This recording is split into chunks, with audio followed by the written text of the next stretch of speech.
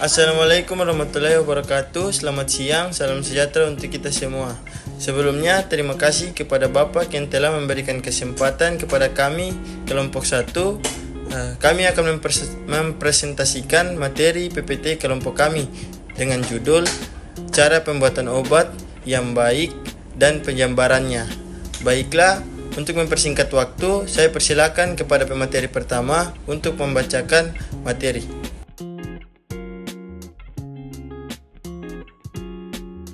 Aspek-aspek cara pembuatan obat yang baik yaitu aspek yang pertama yaitu manajemen mutu. Pembuatan obat harus disesuaikan dengan manfaatnya atau tujuan penggunaannya sehingga pemenuhan syarat yang ada dalam dokumen izin edar agar tidak menimbulkan resiko atau efek yang dapat membahayakan bagi konsumen. Selanjutnya yaitu aspek-aspek cara pembuatan obat yang baik. Yang kedua yaitu personalia.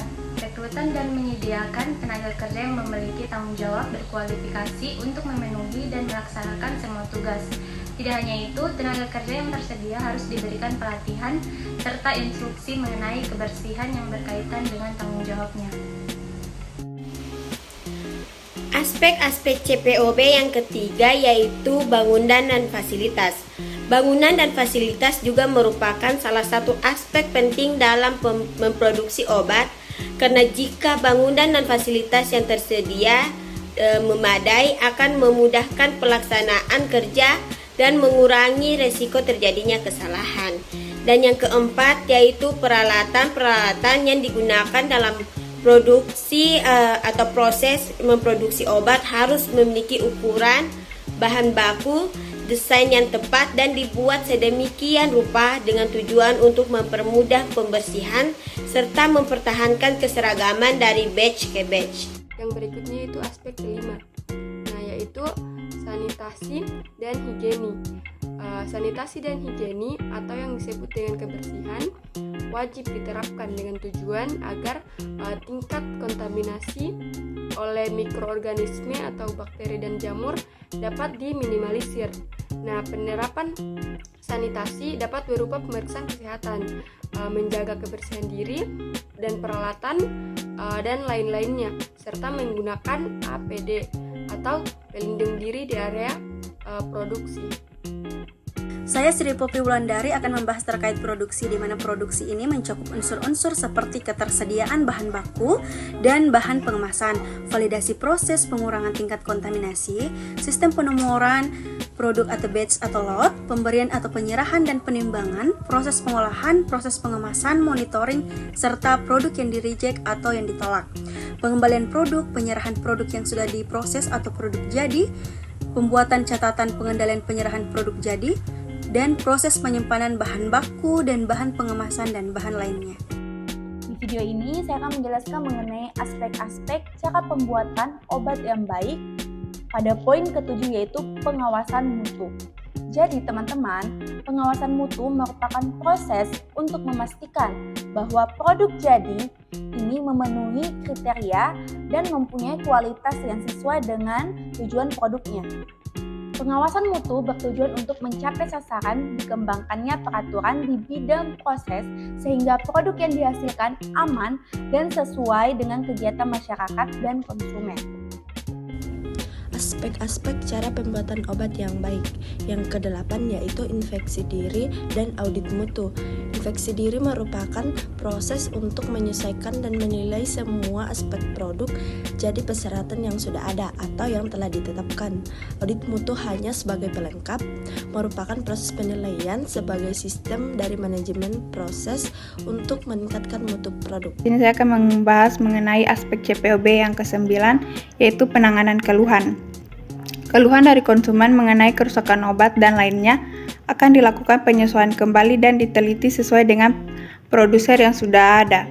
Penarikan kembali produk jadi akan dilakukan jika ada produk yang tidak berhasil mencapai kriteria atau memenuhi kualitas yang sudah ditentukan alias cacat mutu.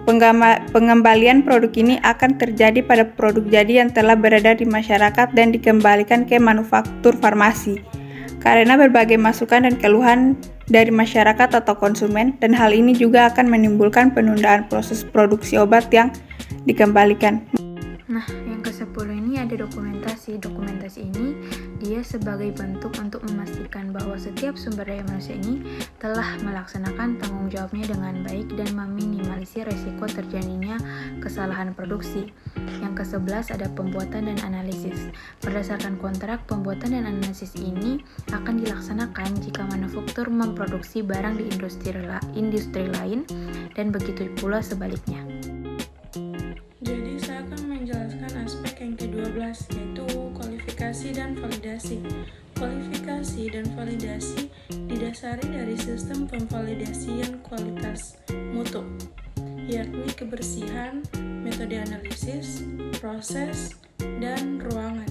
Nah, selanjutnya adalah pemilihan bahan baku dan metode yang umum digunakan. Nah, pemilihan bahan baku obat ini memiliki beberapa faktor, termasuk kualitas, keamanan, ketersediaan, dan kepatuhan terhadap regulasi.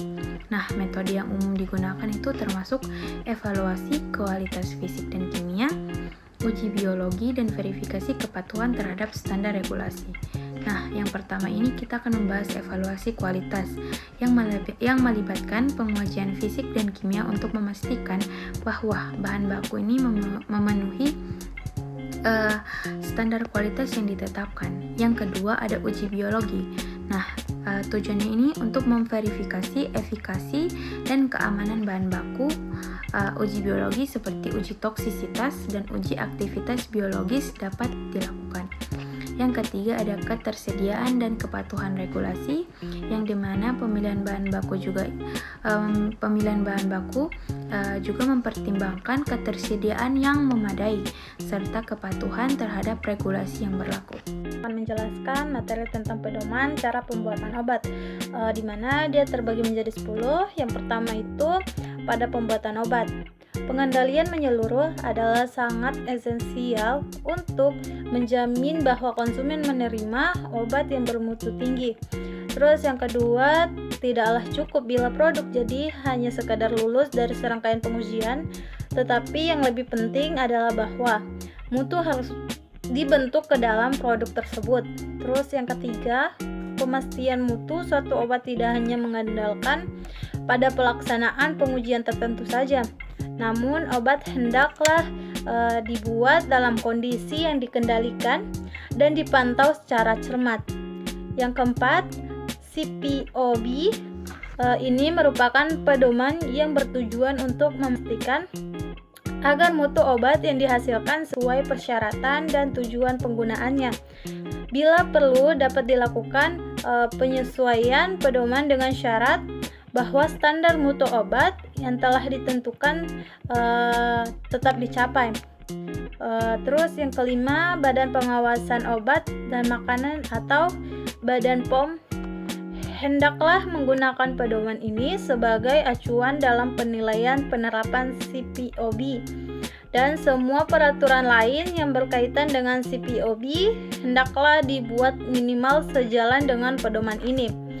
Yang keenam, selain aspek umum yang tercakup dalam pedoman ini, dipadukan juga serangkaian pedoman suplemen untuk aspek tertentu yang hanya berlaku untuk industri farmasi yang aktivitasnya berkaitan. Yang ketujuh, pedoman ini berlaku terhadap pembuatan obat dan produk sejenis yang digunakan manusia. Yang kedelapan, pada pedoman ini istilahnya itu pembuatan mencakup seluruh kegiatan penerimaan bahan, produksi, pengembangan, pengemasan ulang, pelabelan ulang, terus pengawasan mutu, pelulusan, penyimpanan, dan distribusi dari obat serta pengawasan terkait. Kesembilan, cara lain selain tercantum di dalam pedoman ini dapat diterima sepanjang memenuhi prinsip pedoman ini. Pedoman ini bukanlah bermaksud untuk membatasi pengembangan konsep baru atau teknologi baru yang telah divalidasi dan memberikan tingkat pemastian mutu sekurang-kurangnya ekuivalen dengan cara tercantum dalam pedoman ini. Yang terakhir, pada pedoman ini istilahnya itu hendaklah menyatakan rekomendasi untuk dilaksanakan kecuali jika tidak dapat diterapkan dimodifikasi menurut pedoman lain yang relevan dengan pedoman cara pembuatan obat yang baik atau digantikan dengan petunjuk alternatif untuk memperoleh tingkat pemastian mutu minimal yang setara. Selanjutnya yaitu penerapan sistem mutu. Penerapan sistem mutu dalam industri obat melibatkan serangkaian langkah untuk memastikan bahwa produk obat diproduksi dengan standar kualitas yang tinggi dan konsisten. Ini meliputi 1. Pembuatan kebijakan mutu, 2. Implementasi SOP atau Standard Operating Procedure, yang ketiga pelatihan karyawan, yang keempat pemantauan dan pengendalian proses produksi, dan yang kelima yaitu audit internal dan eksternal. Mengontrol kualitas obat melalui teknik sampling kualitas. Mengontrol kualitas obat ini melibatkan pengambilan sampel secara representatif dari setiap bag produk obat untuk diperiksa. Beberapa hal yang perlu diperiksa untuk memastikan obat benar-benar aman dan sesuai dengan harapan, yaitu meliputi yang pertama 1. Identitas, 2. Kemurnian, 3. Kadar, 4. Keamanan, yang kelima kinerja. Yang pertama, identitas, memastikan bahwa obat memiliki identitas yang sesuai dengan spesifikasi yang ditetapkan. Yang kedua, kemurnian, memeriksa kemurnian bahan obat untuk memastikan tidak adanya kontaminan yang tidak diinginkan. Yang ketiga, kadar, memeriksa konsentrasi atau kadar bahan aktif obat untuk memastikan sesuai dengan standar yang ditetapkan. Yang keempat, keamanan, memeriksa adanya residu pelarut, logam berat, atau zat berbahaya yang lainnya yang mungkin ada dalam obat. Yang kelima, kinerja, melakukan uji stabilitas untuk memastikan bahwa obat tetap efektif dan aman selama simpan yang ditetapkan. Ini saya akan melanjutkan mengenai proses kontrol CPOB. Pengawasan selama proses produksi atau in-process control merupakan hal yang penting dalam memastikan mutu produk untuk memastikan keseragaman batch dan keutuhan obat. Prosedur tertulis yang menjelaskan pengambilan sampel, pengujian atau pemeriksaan yang harus dilakukan selama proses dari tiap batch produk hendaklah dilaksanakan sesuai dengan metode yang telah disetujui oleh Kepala Bagian Manajemen Mutu untuk pemastian mutu dan hasil yang dicatat. Di samping itu, pengawasan selama proses hendaklah mencakup tapi tidak terbatas pada prosedur umum sebagai berikut. Yang pertama, semua parameter produk, volume atau jumlah isi produk hendaklah diperiksa pada saat awal dan selama proses pengelolaan atau pengemasan, dan kemasan akhir hendaklah diperiksa selama proses pengemasan dengan selang waktu yang teratur untuk memastikan kesesuaiannya dengan spesifikasi dan memastikan semua komponen sesuai dengan yang ditetapkan dalam prosedur pengemasan induk. Dan yang kedua, selama proses pengelolaan dan pengemasan batch hendaklah diambil sampel pada awal, tengah, dan akhir proses oleh personil yang ditunjuk. Hasil pengujian atau inspeksi selama proses hendaklah dicatat dan di dokumentasi tersebut hendaklah menjadi bagian dari catatan batch. Yang ketiga, spesifikasi pengawasan selama proses hendaklah konsisten dengan spesifikasi produk. Spesifikasi tersebut hendaklah berasal dari hasil rata-rata proses sebelumnya yang diterima, dan bila mungkin dari hasil tes variasi proses, dan ditentukan dengan menggunakan metode statis yang cocok bila ada. Kualifikasi dan kalibrasi. Kualifikasi dibagi menjadi 4 tahapan. Yang pertama, kualifikasi desain, yang kedua, kualifikasi instalasi, yang ketiga, kualifikasi operasional, dan yang keempat, kualifikasi kinerja. Kalibrasi alat-alat CPOB adalah proses penting untuk memastikan bahwa alat-alat tersebut memberikan hasil yang akurat dan konsisten sesuai dengan standar yang ditetapkan. Langkah-langkah umum dalam kalibrasi alat-alat CPOB meliputi yang pertama, identifikasi alat-alat yang perlu dikalibrasi seperti termometer, timbangan, pH meter, dan lain-lain. Yang kedua, pilih standar atau referensi yang sesuai untuk kalibrasi alat tersebut. Yang ketiga, persiapkan lingkungan yang tepat untuk melakukan kalibrasi seperti ruangan yang stabil secara suhu dan kelembapan. Yang keempat, lakukan kalibrasi sesuai dengan prosedur yang telah ditetapkan oleh produsen alat atau standar industri. Yang kelima, rekam hasil kalibrasi dan pastikan bahwa alat-alat tersebut memenuhi kriteria yang ditetapkan untuk akurasi dan ketelitian. Dan yang terakhir, lakukan kalibrasi secara berkala sesuai dengan jadwal yang ditetapkan atau jika ada perubahan lingkungan atau penggunaan yang dapat memengaruhi kinerja alat. Selanjutnya ada beberapa alat-alat yang digunakan dalam COBP. Yang pertama, pengaduk. Digunakan untuk mencampur bahan obat secara homogen. Yang kedua, pengaduk vortex untuk mencampur larutan secara cepat dan efisien. Yang ketiga, penggiling. Digunakan untuk menggiling bahan obat menjadi serbuk halus. Keempat, spektrofotometer untuk menganalisis konsentrasi dan karakteristik kimia dari bahan obat. Yang kelima, ada kromatografi cair kinerja tinggi untuk memisahkan dan mengidentifikasi komponen dalam bahan obat. Yang keenam, ada mikropipet untuk mengukur volume bahan obat yang sangat kecil dengan presisi.